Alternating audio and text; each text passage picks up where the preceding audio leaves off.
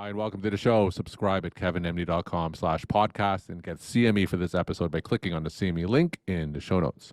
Today, we welcome Yang Wang. He's an emergency physician. His Kevin MD article is titled The Rewards and Challenges of Emergency Medicine.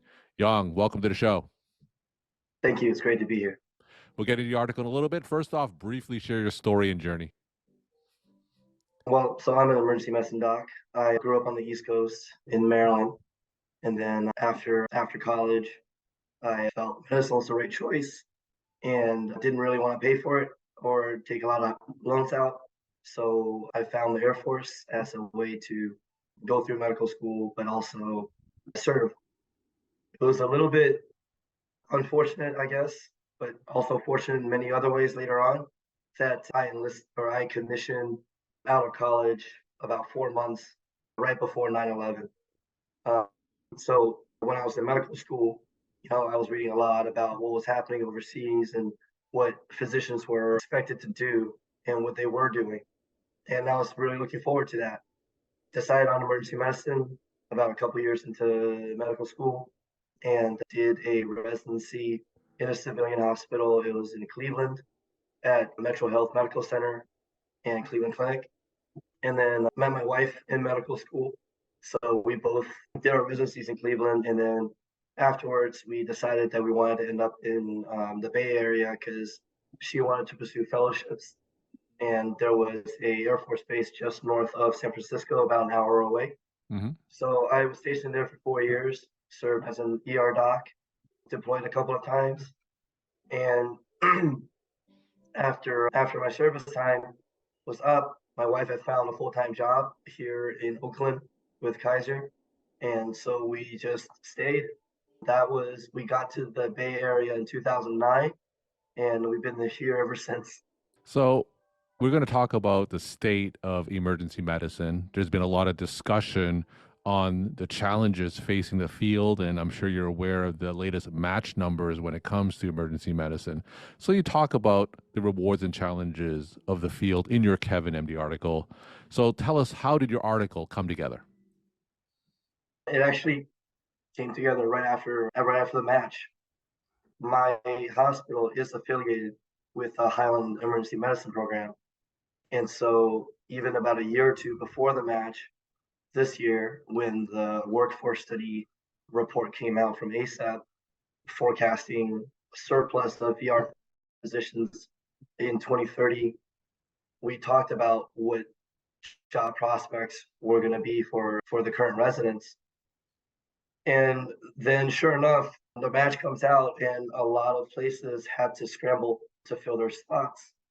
And unfortunately, one of those was my own residency, which has been around for a long time.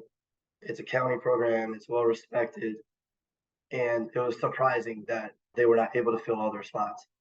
And around the same time, we were starting finally to see our volumes come back in our emergency department. And during COVID, our volumes had dropped, and so we had to downsize our physician group. But as the volume started to come back, I found myself in a place where I had to start really hiring and looking for candidates.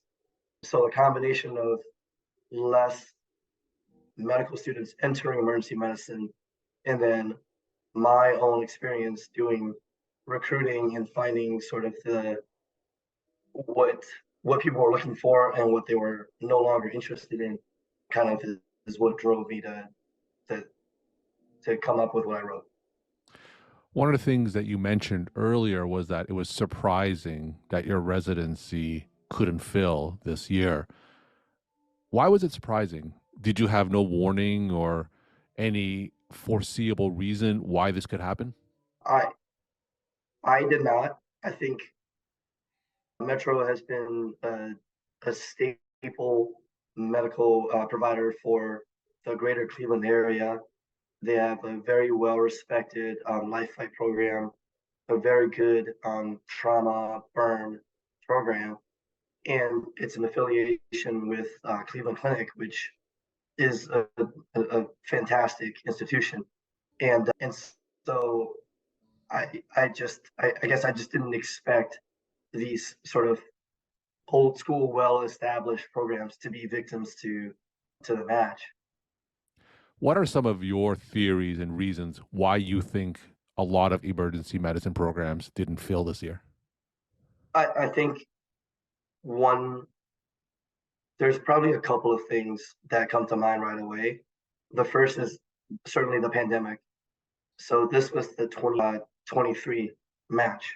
So the COVID's been around for a couple of years, and it really did hit emergency medicine physicians very hard. Initially for that first 6 months to a year, not knowing if you had enough PPE to safely provide care for your patients, and then coming home and not knowing if you were going to give this life-threatening viral infection to your family was really stressful. And then after the first phase, the perception of healthcare workers kind of changed a little bit. We were no longer those healthcare heroes, and there was a lot of doubt and skepticism about what the medical community is doing and whether we were doing the right things for our patients or if we had secondary agendas. And then at this, in all of over all of this, already the things that already make emergency medicine hard, I think really probably made the mentors to medical students who wanted to pursue emergency medicine really doubt whether this was a good field. Seeing people being burnt out, being really tired and really stressed, and that certainly would affect how how candidates would decide what specialty they want to go into. The second thing, though, I think that work report. This is my personal opinion. That honestly, no data to back this, but reading that work report, if I was an incoming resident or looking for a specialty, hearing from the American College of Emergency Physicians that there was not going to be a job for me, there's a high likelihood that I would be a surplus. Again, why would I enter a field where people are burning out, people are tired, and then when I come out, I might not even have a job? Those are probably a couple of the top two things I can think of. I'm sure there's a lot of other things.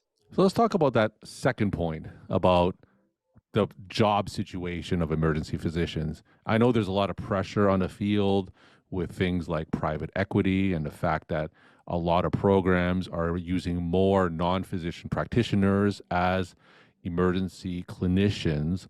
How accurate is that? What are you seeing on the ground in terms of the job prospects for emergency physicians? Yes, I think right now, um, graduating residents and other ER docs looking for jobs, this is their market right now. And first, I know, I live in the Bay Area, and I know a little bit about some of the groups in my area, and I know a lot about my group, and we are definitely hiring. I think everyone has recognized that the burnout is real, that we need to mitigate that by making sure that we have adequate staffing. And now the volume has come back, and there is a need for staffing. Whether that staffing should be done by advanced practice providers or physicians, I think that is a very tough question depending on who your patient population is, the complexity of their illness, the acuity, the volume, and the priorities of the group that's hiring, right? My group, we do have APPs. We have a fantastic relationship with our APPs. I love those guys. They've been around for years.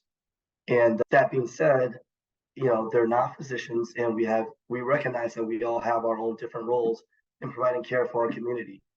But we're a small independent group, so we tailor the care we provide and the staffing we have to what our patients need. But I think in hearing some of my friends who work for larger, more national groups, that nuance and that ability to really tailor to what your community needs can be a little bit lost when your boss is in the Midwest and they're in charge of making sure everybody is staffed appropriately. So, despite some of the difficulties that you mentioned, you've been practicing in emergency medicine for more than a decade now. Tell us some of the rewards that you feel practicing in emergency medicine today. Yeah, I mean, I this is a fantastic job, and I'm still so grateful that I get to do it. I think I mean, every physician probably goes through this, but my value for why I do what I do and what I find rewarding has changed over the years, right? You come out of residency, I come out of residency, and I feel like I want to do all the traumas. I want to do all the critically ill patients. I want to use all the skills I learned to as much as possible. And in the beginning, it really is about the medical knowledge, the evidence-based medicine, the procedures, and all of that. But then, you do that for a while. If you get used to it, it's no longer very hard technically. But at the same time, I start to recognize that it is a real privilege to be able to sit down in front of a patient and for them to tell me their story, why they're here, but also what brought them here over the past 6 months to a year. Uh, and when you're a doctor and you sit in front of a patient, that wall that people always put up between them and someone else, some random person they meet on the street, it goes away. And we as physicians have such a pass into the lives of everybody we see. And that has become so much more rewarding to me than, the mega code that comes through.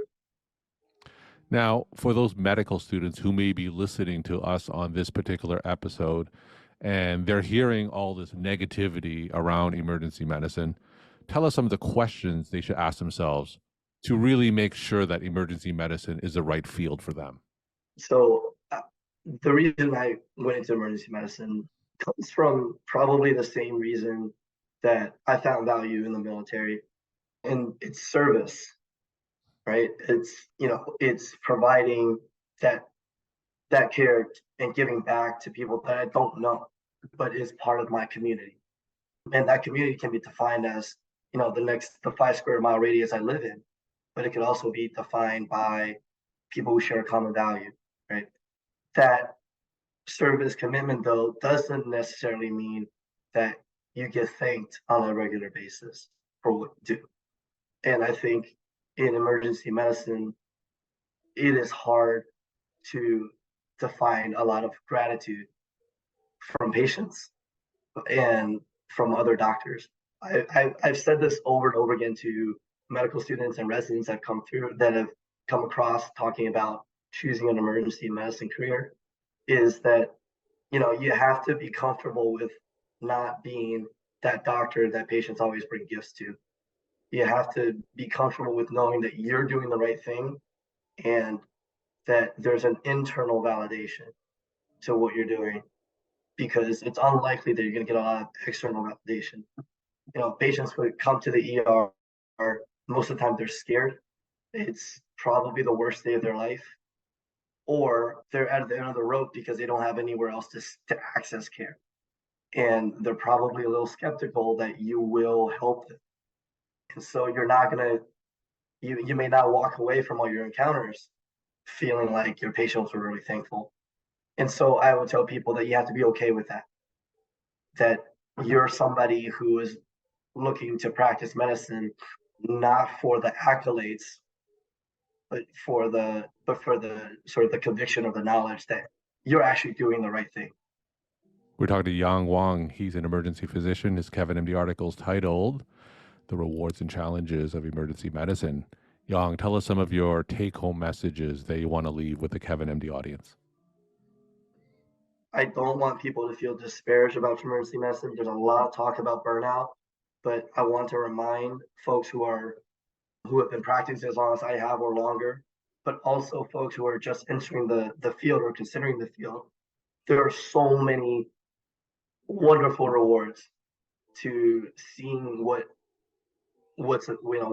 life is. I mean, the emergency department is a place where you really get to see all the things that make life what it is, all the pains, all the joys, and remember that, and remember what you get, what we do. I know that I think it was Dr. Mel from emergency medicine used to say at the end of every MRAP art session to just remind everybody, all of us, that what we do matters, and that hasn't changed. What we do does matter. It is hard. Burnout is real, but let's help each other and remember all the good things that comes from being in this field. Yang, thank you so much for sharing your perspective, time, and insight. And thanks again for coming on the show. Sure. Thank you for having me.